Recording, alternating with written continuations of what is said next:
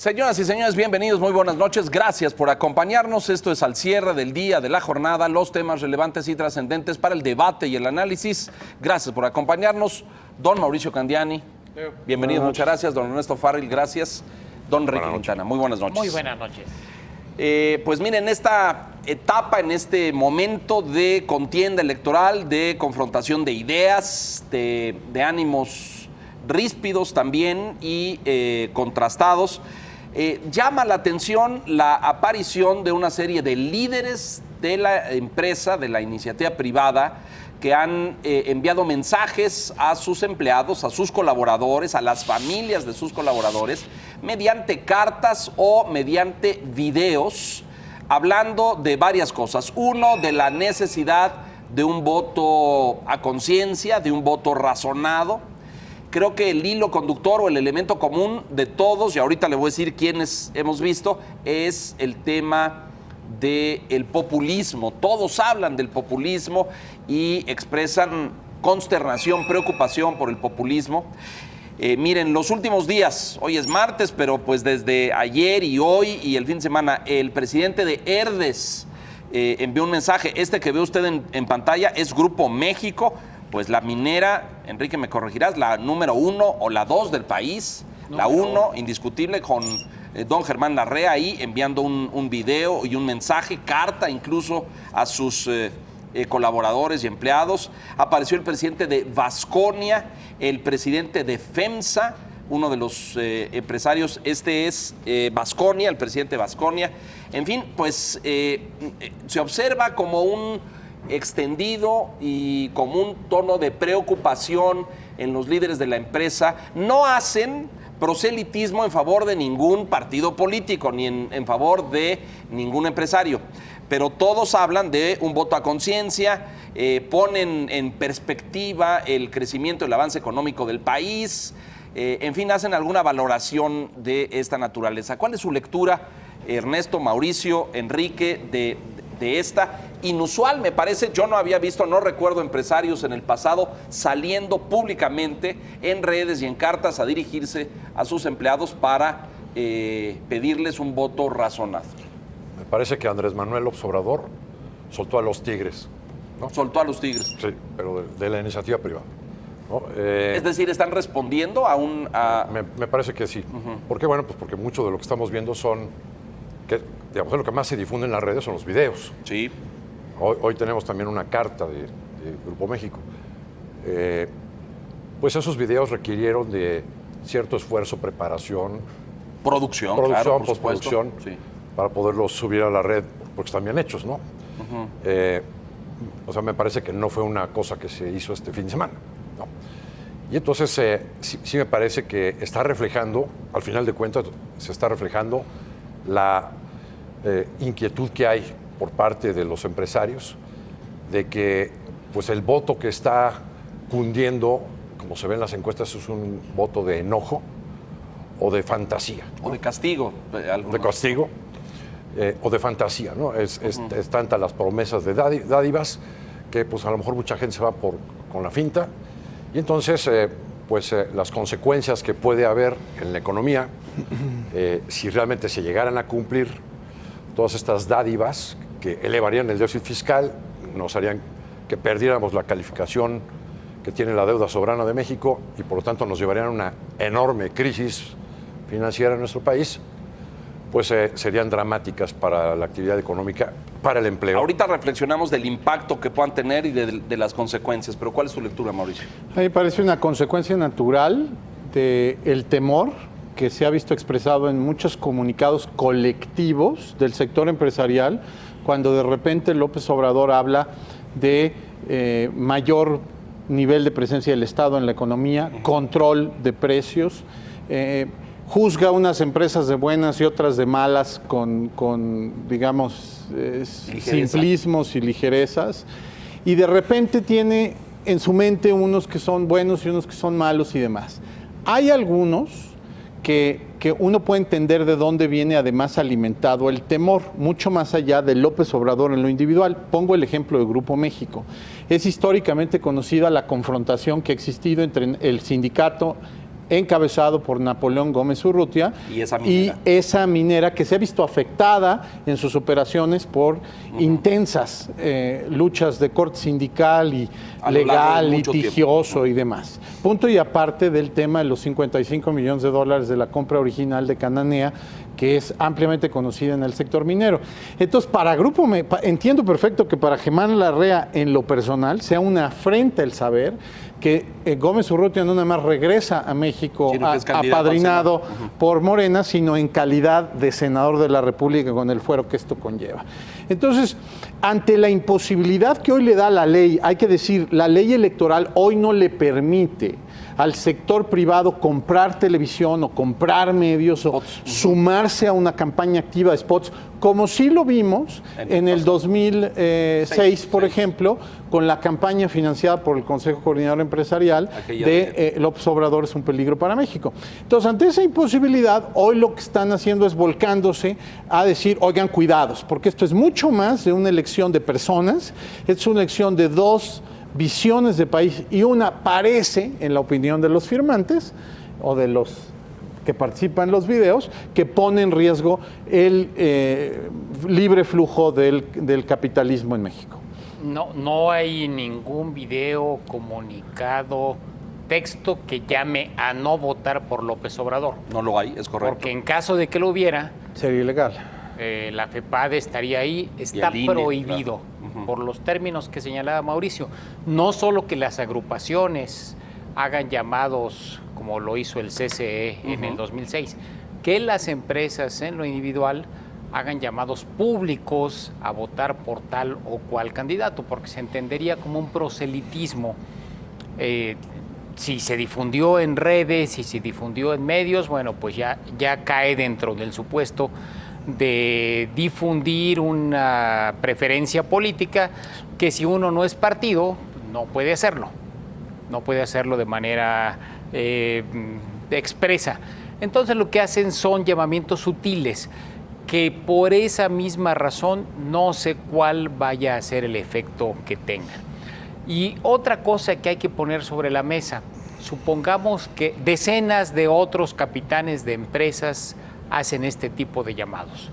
El problema es que la atomización del empleo en México determina que más o menos un 80% del empleo en nuestro país esté en las empresas chiquititas. Y no en los grandes corporativos. No en los grandes corporativos. Los grandes corporativos generan el 70% del Producto Interno Bruto. Eso sí, porque tienen muchísima más productividad que las pequeñas empresas. ¿Y qué nivel de empleo? ¿Como el 40? ¿Estoy equivocado o no? No, como el 20, entre las medianas y las grandes como el 20. El 20. Las grandes como el 10% del empleo total. El grueso de los trabajadores mexicanos no trabaja ni en G-México, ni en FEMSA, trabaja en un montón de changarros, en 4 millones, el censo económico determina que hay 4 millones de unidades económicas en el país. Entonces, el impacto, ya me adelanté un poco, el impacto que pueden tener estos llamados, me parece, va a ser limitado. Yo creo que hay que considerar que, como son videos y las redes sociales los hacen difunden virales, rápidamente, ¿no? sí. Yo creo que el impacto puede ser mayor, ¿no? Quizás no tan contundente como para cambiar la elección, pero sí quizás pues por lo menos hace reflexionar a varios, ¿no? Ahora, quisiera agregar además que hay muchísimos empresarios medianos que también están mandando cartas a sus... ¿Ah, sí? Claro, ¿Tienes constancia de eso? Sí. Tú también. Pues mira, digamos, ¿Para votar por quién? Estas cartas reflejan un poco el sentir de la comunidad empresarial y yo no lo pondría en términos de grandes o chicos. Es decir, la carta que presentaste, es un sector completo, que es de Grupo México, hay un párrafo que es maravilloso. No habla de Morena como puntual y además meticulosamente señala Enrique, pero dice, recientemente hemos escuchado con preocupación propuestas de estatización de empresas, la derogación de la reforma energética y educativa, entre otras ideas que significarían un retroceso de décadas y regreso a un modelo económico que está más que probado, que no ha funcionado en países como Venezuela, Argentina y A ver, ¿de quién estamos hablando? Del elefante en el cuarto que se llama Andrés Manuel López Obrador, que es el líder en las encuestas, que es el que ha expresado pero este no tipo lo menciona, de cosas. es decir, no lo menciona, no rompe porque la hacen ley. bien en cuidar los formalismos de ley que ya aludimos tanto Enrique como yo desde distintas perspectivas. Ahora, la conversación es lo que es una campaña. Una campaña en el fondo es una conversación. Y el hecho mismo de que estemos hablando ahorita, haciendo eco de estas cartas, es un poco reflejo del sentir de unos, como hay reflejo de otros. ¿No? Porque pareciera, ya algunos están diciendo ahí afuera, una acción concertada. Que hay ahí atrás unos estrategas que están... Porque hay una coincidencia en el tiempo de estos esfuerzos de comunicación de los empresarios y de las empresas. Con el objetivo de provocar eco. ¿Tú ves una estrategia detrás de esto? Concertada entre los propios empresarios, claro. Pues hablan, se juntan, platican. Claro. Sería bueno que mandaras cartas de que sea el gobierno, que sea un personaje tipo Salinas, ya está moviendo los hilos. No. Evidentemente no. Pero yo difiero, es decir, si la comunidad empresarial tuviera realmente un sentimiento anti-AMLO, los resultados de las encuestas serían diferentes. Es decir, hay un segmento muy amplio de la comunidad empresarial que no ve mal a López Obrador, si no, no tendríamos esta intención de voto en las encuestas. No estoy hablando de los grandes, no estoy hablando de los informados, no estoy hablando de los modernos, sino de cientos de miles de empresarios. Decía, hay 4 millones de unidades económicas, el IMSS tiene registrado 1 millón. Quiere decir que hay 3 millones de empleadores informales. O sea, que ni siquiera están no dan registrados. De alta a sus trabajadores, claro. Ni ellos están dados de alta como empleadores, como patrones. Entonces... changarritos, como decía el clásico. Changarrotes a veces. Déjenme también rápidamente decirles, ponerlo al revés, porque en lo que la buscan, por favor, Andrés Manuel ya respondió a esto esta tarde y a lo mejor está por ahí, se lo podemos compartir, pero... Del otro lado, esto no puede provocar un efecto contrario, porque esto alimenta el discurso de la mafia del poder, ¿no? Es decir, le echa fuego o leña a la hoguera en el sentido de decir, ya ven cómo estos señores no quieren que llegue. A ver si podemos escuchar. Empresarios predilectos de todo este periodo neoliberal. Un empresario y también un buen traficante de influencias. Es el segundo hombre más rico de México. Esta respuesta es directa a Germán Larrea, presidente de Grupo México, esta minera a la que tú hacías. Y fíjate, todavía remata diciendo, no le guardo rencor. ¿Alimenta el discurso de la mafia del poder? Hay una confrontación entre los empresarios que se sienten agraviados cuando, del tamaño que sea, Enrique, cuando se les dice, ustedes han sido los favoritos del neoliberalismo, ustedes son beneficiarios de las concesiones, son traficantes de influencias y demás. Que dicho sea de paso, el tráfico de influencias, aunque existe en el sector empresarial, no tiene el monopolio. Los sindicatos son traficantes de influencias, muchas organizaciones sociales son traficantes de influencias y los propios partidos políticos son fabricantes de influencias. Son fábricas de eso. El tema es que cuando se polariza el discurso, polariza hacia uno, viene ahí. Ahora, en el interior de las empresas lo que está viendo es, señores, hay unos que están más optimistas de que si gana López, hombre, México es mucho más fuerte que un individuo y tampoco va ni a cambiar para bien o para mal en automático el día 2 de julio, ¿no? Correcto. Pero hay otros que están preocupados de que puedan haber acciones de política pública que afecten la capacidad empresarial. Quiero agregar que pues dentro de lo que Andrés Manuel denomina la mafia del poder, hay algunos empresarios que están claramente señalados y hay otros que no los toca nunca. Voy a mencionar a dos. A ver. Ricardo Salinas Pliego. Claro. Bueno, no, de hecho, déjame hacer un paréntesis Azcárraga. ahí.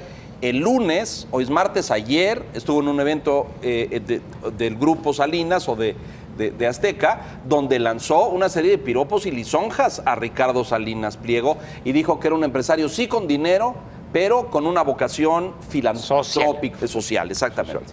Es decir, al contrario, le lanzó unos. Bueno, y unos dentro de los pero a ver miembros, quiénes. Bueno, dice dentro de Ricardo los miembros Salinas, de su gabinete propuesto, pues pues hay un colaborador de Ricardo Salinas Pliego, que es, por cierto, me parece de los más preparados dentro del gabinete que nombró, ¿no? Y hay un personaje también muy cercano, Emilio Azcárraga, ¿no?